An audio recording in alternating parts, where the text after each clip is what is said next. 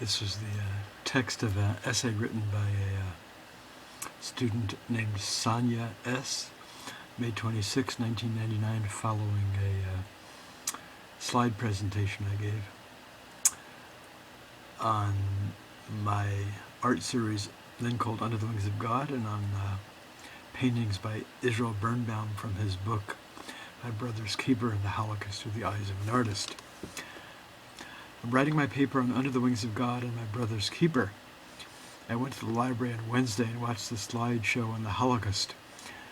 Mr. Segan was the man who presented it to us.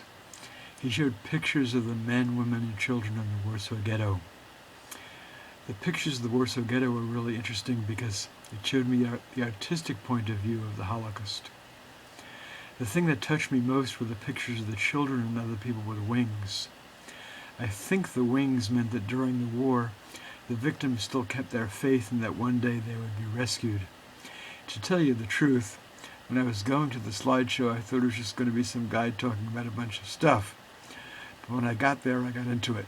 I found a new way of looking at the Holocaust. If I had a chance, I would go again. There you have it. And I am the artist, and